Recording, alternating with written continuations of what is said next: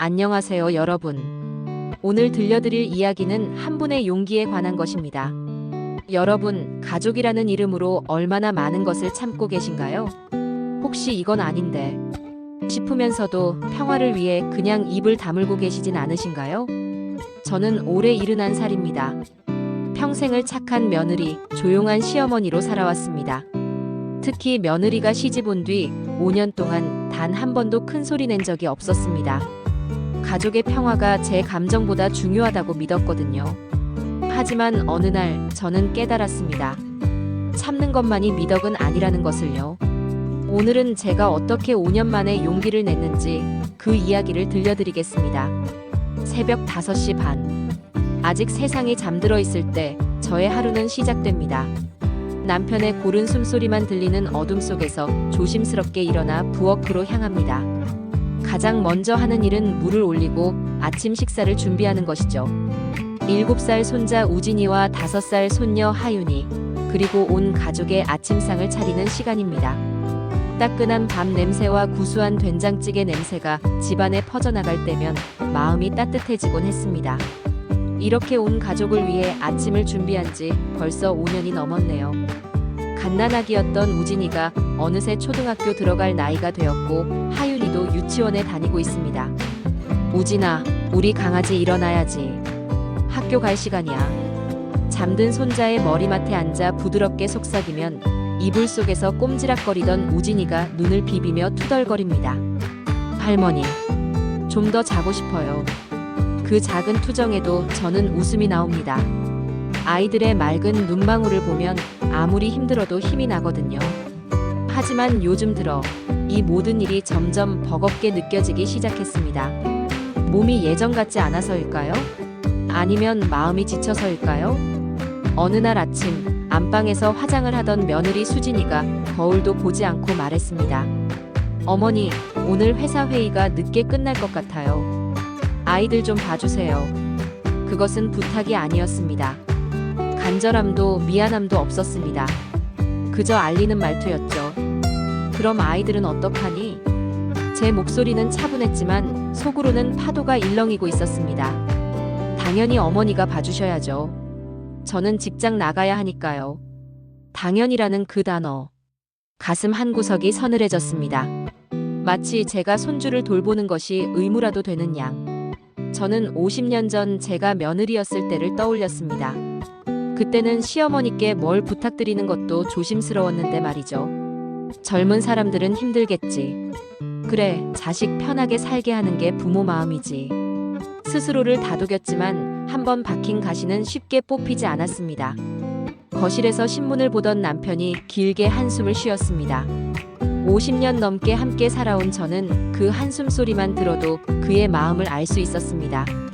여보, 저렇게 두면 안 되는 거 아니야? 남편은 신문 뒤로 얼굴을 숨기며 작게 중얼거렸습니다. 여보, 집안 분위기 나빠지는 것보다는 우리가 좀 참으면 되지 않겠어? 남편도 답답했을 겁니다. 하지만 저처럼 가족의 평화를 위해 침묵을 택하고 있었던 거죠. 그날 밤 저는 좀처럼 잠을 이룰 수 없었습니다. 눈을 감으면 며느리에 당연히 부탁드려야죠 라는 말이 귓가에 맴돌았고, 젊은 사람들은 힘들겠지라며 스스로를 다독였던 지난 시간들이 주마등처럼 지나갔습니다. 언제까지 이렇게 참아야 할까? 언제까지 저만 이해하고 저만 희생해야 할까? 다음 주 토요일, 둘째 손녀의 100일 잔치 날이 다가왔습니다. 사돈댁에서 직접 잔치를 연다고 했습니다. 손님으로만 오세요. 저희가 다 준비할게요 라고 했었죠. 설레는 마음으로 남편과 함께 사돈댁에 도착했습니다. 넓은 거실, 고급스러운 가구들. 우리 집보다 훨씬 컸습니다. 어서 오세요, 사돈 어른. 사돈이 반갑게 맞이했습니다. 하지만 그 다음 말에 저는 당황하고 말았습니다. 그런데 사돈, 음식 나르는 것 좀 도와주시겠어요? 혼자 하기엔 양이 많아서요. 막 도착한 손님에게, 그것도 잔치 주인공의 친할머니에게 일을 시키다니. 저는 어리둥절했지만 애써 웃으며 부엌으로 향했습니다. 부엌에 들어서자 사돈은 마치 당연하다는 듯 지시하기 시작했습니다. 이건 메인 테이블에 놓고 저건 아이들 테이블에 놓아주세요. 미안함이나 부탁하는 기색은 전혀 없었습니다. 그저 시키는 대로 하라는 어투였죠. 손님들이 모이기 시작했습니다. 30여 명이 넘는 인원이 거실을 가득 채웠습니다. 이제 좀 앉을 수 있겠구나 싶었는데, 사돈, 아이들 좀 챙겨주시겠어요? 사돈, 접시가 부족한 것 같은데 더 가져다 주시고요. 사돈, 휴지도 좀 가져다 주세요. 마치 자기 직원 부리듯 친척들이 모두 보는 앞에서 계속해서 이것저것 시켰습니다. 제 얼굴은 화끈거렸습니다. 자존심이 상하고 서러움이 치밀어 올랐습니다. 더 가인 것은 사돈이 친척들 앞에서 한 말이었습니다. 여러분, 우리 사돈 정말 부지런하시죠? 집에서도 이렇게 우리 수진이 도와주고 계세요. 그러면서 덧붙였습니다. 우리 수진이가 직장도 다니고 시집살이 하느라 고생이 많아요. 하지만 사돈이 이렇게 많이 도와주셔서 그나마 다행이지요. 친척들 앞에서 마치 제가 며느리를 힘들게 한다는 식으로 말했습니다. 제 친척들도 있는 자리에서 땅속으로라도 숨고 싶었습니다. 더 황당한 일은 계속되었습니다. 사돈, 백일떡 좀 예쁘게 담아주시겠어요? 사진 찍어야 하니까요. 손녀의 백일잔치에서 저는 정중하게 대접받기는커녕 음식 준비에만 매달려 있었습니다. 마지막 한마디. 급기야 사돈은 제 옷차림까지 지적했습니다. 사돈도 오늘 옷차림이 잔치 손님치고는 좀 평범하네요. 요즘 트렌드를 잘 모르시나 봐요. 친척들이 보는 앞에서 제 옷차림까지 깎아내렸습니다. 저는 더 이상 참을 수 없었습니다. 화장실로 가서 거울을 봤습니다. 눈물이 핑 돌았습니다. 내가 뭘 잘못했다고? 백일잔치에 와서 이런 수모를 당해야 하나? 잔치가 끝나고 집으로 돌아오는 차 안. 남편도 저도 말이 없었습니다. 무거운 침묵만이 흘렀습니다. 그날 밤 잠을 이룰 수 없었습니다. 눈을 감으면 백일잔치에서 겪었던 모든 순간이 생생하게 되살아났습니다. 사돈의 비웃는 듯한 미소, 저를 하인처럼 부리던 말투, 친척들 앞에서 저를 깎아내리던 말들. 이대로는 안 돼. 이제는 나를 위해 살아야 해. 새벽녘동이 트기 시작할 무렵 저는 단단한 결심을 했습니다. 다음 날 아침 남편에게 조용히 말했습니다. 여보, 오늘 우리 사돈 댁에 가봐야겠어요. 남편은 제 표정을 보고 무언가 심상치 않음을 느꼈습니다. 평생 함께 살면서도 한 번도 보지 못했던 차가운 결의가 담긴 눈빛을 읽었을 겁니다. 오후 6시 우리는 손주들을 데리고 사돈댁 앞에 섰습니다. 아무것도 모르는 아이들은 해맑게 제잘거렸지만 제 가슴은 5년 동안 쌓인 감정으로 격렬하게 뛰고 있었습니다. 딩동. 문이 열렸을 때 사돈의 당황한 표정이 역력했습니다. 어머, 사돈이 여기 웬일이세요? 미리 연락이라도 주시지. 집 안으로 들어서자마자 저는 차가운 목소리로 말했습니다. 어머, 사돈댁 좀 어수선하네요. 우리 손주들이 가끔 놀러 오면 이런 환경에서 놀아도 괜찮을까요? 실제로는 깔끔하게 정돈된 집이었습니다. 하지만 저는 일부러 그렇게 말했습니다. 5년 전 사돈이 우리 집에 와서 던졌던 바로 그 말을 돌려주는 것이었습니다. 그리고 여기 환기를 자주 안 시키시나 봐요. 공기가 좀 탁한 것 같은데. 사돈의 얼굴이 순간 굳어졌습니다. 그녀는 제가 무엇을 하려는지 깨닫기 시작한 것 같았습니다. 바로 그때 현관문이 열리며 아들 재훈이의 목소리가 들렸습니다. 엄마, 아빠, 왜 여기에? 퇴근길에 급히 달려온 아들은 심상치 않은 분위기를 금세 감지했습니다. 저는 아들을 똑바로 쳐다봤습니다. 재훈아. 짧은 한마디였지만 그 안에는 지난 5년간 제가 겪었던 모든 고통과 이제는 더 이상 참지 않겠다는 굳은 의지가 담겨 있었습니다. 제가 5년 동안 지켜본 것들에 대해 얘기해보자. 아들의 얼굴이 하얗게 질렸습니다. 엄마, 무슨 말씀이세요? 내 와이프가 나를 어떻게 대하는지, 내 장모가 우리를 어떻게 대하는지 정말 몰랐니? 제 목소리에는 5년간 억눌러왔던 서러움과 분노가 실려 있었습니다. 그때 며느리 수진이가 날카롭게 끼어들었습니다. 재훈 오빠, 뭐라고 말하려는 거예요?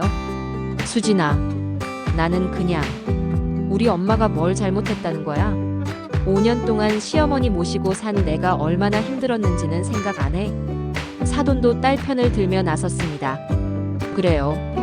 우리 수진이가 얼마나 고생했는데요. 저는 더 이상 참을 수 없었습니다.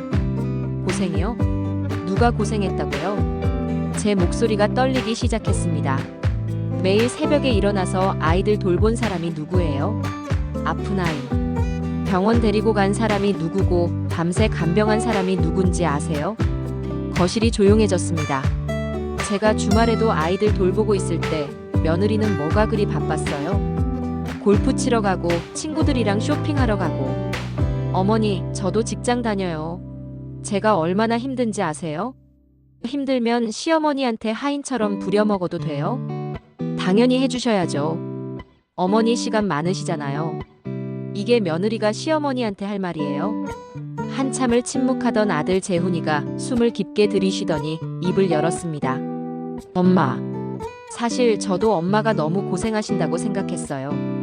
죄송했어요. 그 말이 떨어지자 며느리가 배신감에 찬 목소리로 외쳤습니다. 재훈 오빠, 지금 누구 편을 드는 거예요? 편을 드는 게 아니야, 수진아.